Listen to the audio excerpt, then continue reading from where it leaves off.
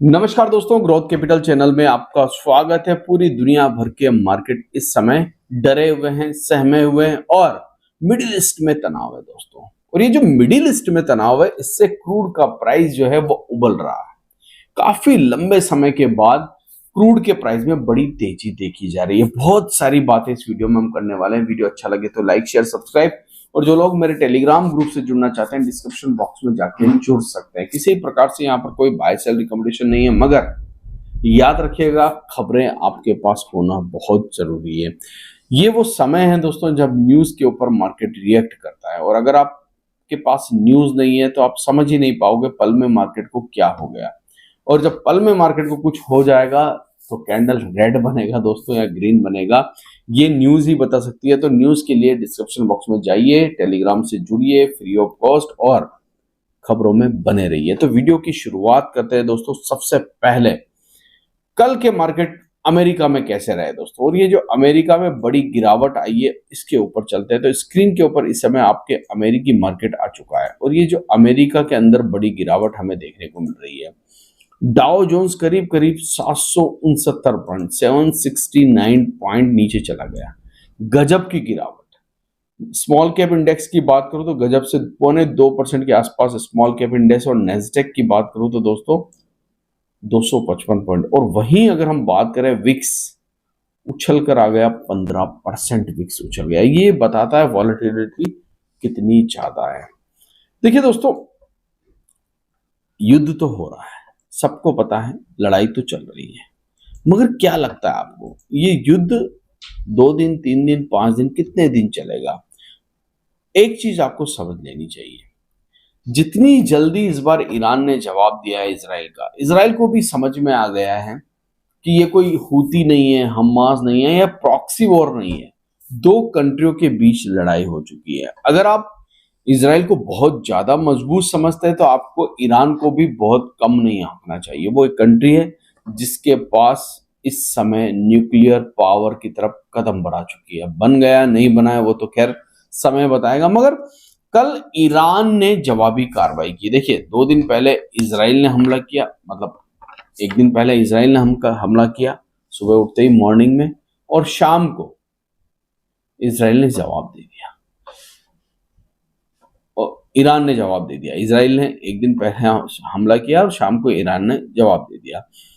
Iran ने बहुत जबरदस्त तरीके से बैलिस्टिक मिसाइलों के साथ इसराइल के ऊपर हमला किया है, और काफी सारी बैलिस्टिक मिसाइल जो है आयरन ड्रोन को तोड़ती हुई इसराइल के शहरों में जाकर गिरी है। तेल अवीव, खास करके वहां की जो राजधानी है तेल अवीव में जाकर गिरी है, और उन्होंने मोसाद, जो वहां की, जैसे हमारे यहाँ पर रो है, वहां पर मोसाद है, उसके हेडक्वार्टर पर हमला कर दिया। मतलब ईरान ने अगर अंदर घुस के मारा तो इसराइल ने भी पहले उसको अंदर घुस के मारा था। मतलब ये लड़ाई जो है काफी ज्यादा दिलचस्प रूप ले रही है। मगर अब यहां पर एक बात है, एक चीज समझिए।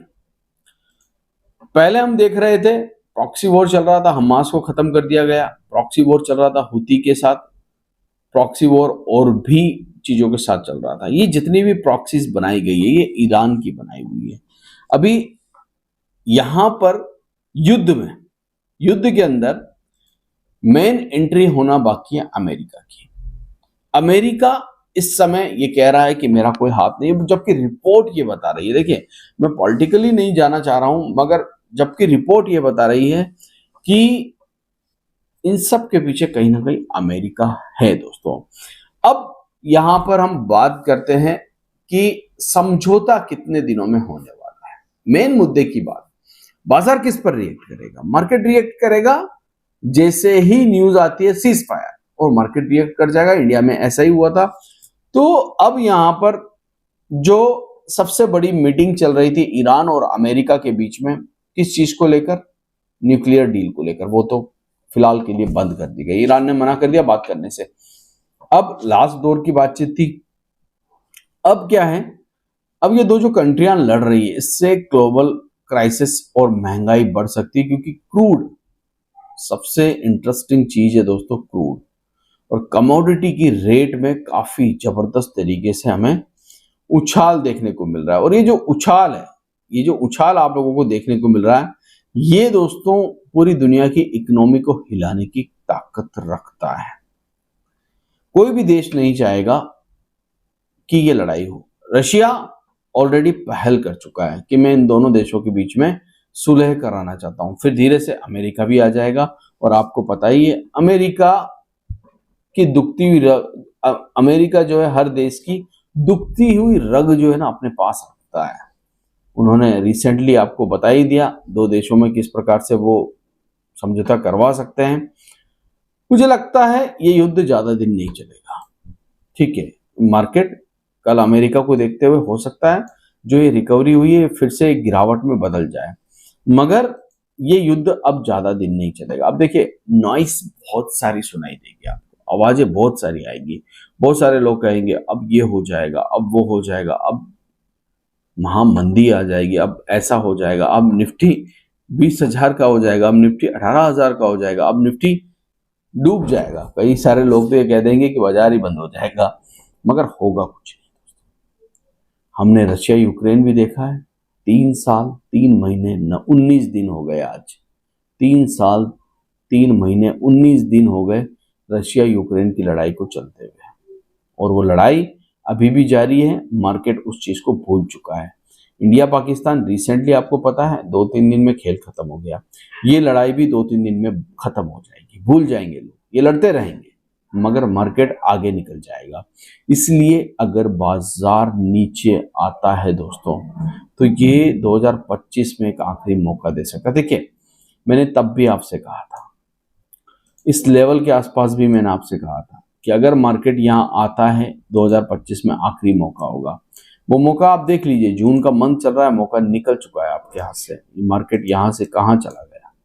तो अगर बाजार नीचे आता है तो दीपावली की तैयारी कीजिए, और दीपावली की तैयारी के लिए अब आपको ये मौका अगर मिलता है, नीचे की तरफ मार्केट आता है, डर फैलता है मार्केट में, गिरावट होती है मार्केट में, डर के मारे माल बेचा जाता है, तो सेल लगेगी। और ये जब ये सेल लगती है दोस्तों, तो बहुत कुछ बहुत सस्ते में मिलता है। याद रखना मेरी बात, जब भी मार्केट में सेल लगती है तो बहुत कुछ बहुत सस्ते में मिलता है।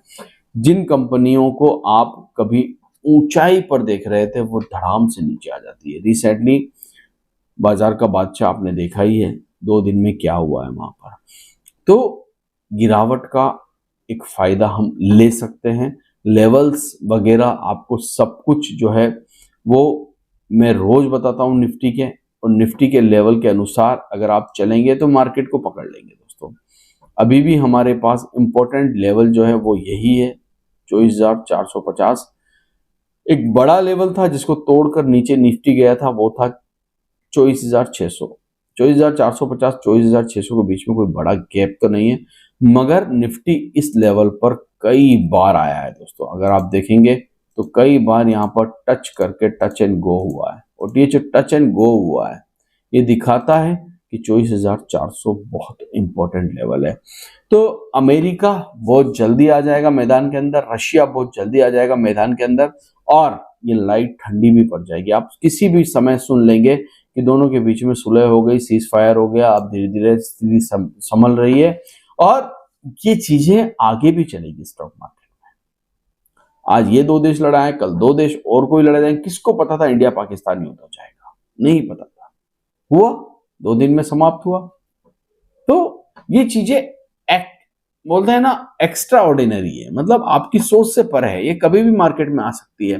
तो इन चीजों को लेकर डरिए मत, घबराइए मत। हाँ ये जरूर आपसे मैं कहूंगा कि प्रॉफिट घर ले जाना अच्छी बात है, और ये मैं पिछले 20 दिनों से आपको कह रहा हूं कि प्रॉफिट घर ले जाना अच्छी बात है। जो स्क्रीन पर नजर आ रहा है वो आपका नहीं है। अगर प्रॉफिट है तो अपने फाइनेंशियल एडवाइजर्स के साथ डिस्कस कीजिए। आशा करता हूं वीडियो आपको अच्छा लगा होगा, समझ में आया होगा। कमेंट कीजिए, बताइए आप किस सब्जेक्ट पर बात करना चाहते हैं, किस कंपनी के बारे में बात करना चाहते हैं, हम उसके बारे में भी आपके साथ डिस्कस करेंगे। Thank you.